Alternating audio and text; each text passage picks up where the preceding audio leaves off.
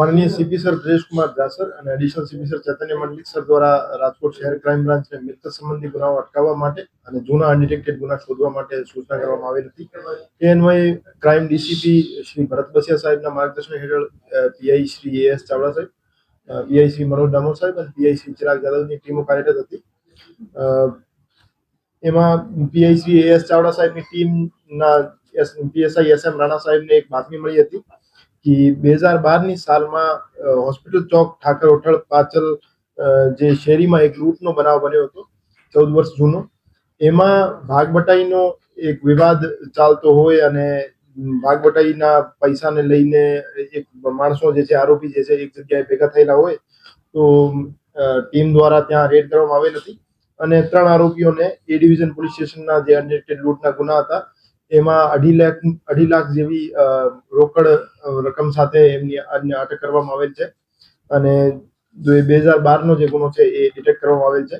એ જે આરોપીઓ છે અફઝલ ઉર્ફે સદ્દામ અહેમદભાઈ દલવાણી, રાકેશ ઉર્ફે બીટુ ચંદ્રકાંતભાઈ ચુડાસમા અને ઇકબાલ ભીખુભાઈ શેખ, એમને ત્રણેય મળીને 2012માં એક મોટરસાયકલ ઉપર આવી ફરિયાદીની એક્ટિવાની આડી પોતાની મોટરસાયકલ રાખી ફરિયાદીની આંખમાં મરચા નાખી અને એમની પાસેથી 12 લાખ જેવી રકમ ભરેલી બેગ ઝૂંટવી લીધેલ હતી અને લૂંટને અંજામ આપેલ હતો।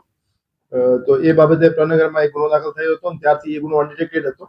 તો રાજકોટ શહેર ક્રાઇમ બ્રાન્ચ દ્વારા અત્યારે આ ગુનો ડિટેક્ટ કરવામાં આવેલ છે અને 2.5 લાખ જેવી રકમ જે છે એ જે વિવાદિત રકમ હતી એમના ભાગબટાઈની એ રિકવર કરવામાં આવેલ છે।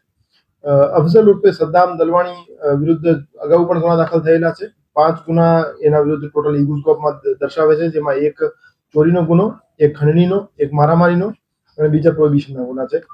અને રાકેશ ઉર્ફે બીટુ ચુડાસમા જે છે એના વિરુદ્ધ જૂનાગઢમાં 2 પ્રોહિબિશન એક્ટ હેઠળ ગુના દાખલ થયેલા છે અને આરોપી ઇકબાલભાઈ શેખ વિરુદ્ધ રાજકોટ શહેરમાં જુગાર ધારાના 3 ગુના દાખલ થયેલા છે।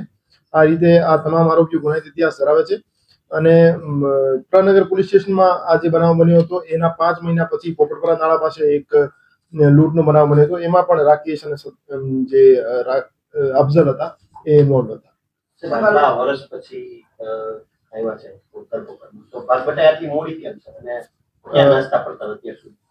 એ જે આરોપીઓ છે 3 આરોપીઓ એ તે વખતે સદ્દામ ઉર્ફે અફઝલ જે આરોપી હતો એમને પૈસાની જરૂરિયાત હોવાથી એને બીજા આરોપીઓ પાસેથી 2.5 લાખ રૂપિયા વધારે લીધા હતા, જેને એમના ભાગમાં આવતા હતા એના કરતા 2.5 લાખ વધારે લીધા હતા। ત્યારથી એ પરત નતો આપતો અને એમના વચ્ચે જે 2.5 લાખની રકમ હતી એના લઈને વિવાદ ચાલતો હતો। તો એ રકમ પરત કરવા માટે આરોપીઓ ભેગા થયા હતા। એ જ વિવાદમાં એમની ઇન્ટરનલ ઇન્ફોર્મેશન લીક થઈ અને રાજકોટ શહેર ક્રાઇમ બ્રાન્ચને સૂચના મળી। મૂળ આરોપીઓ ક્યાંના છે ને આટલા સમય ક્યાં નાસ્તા?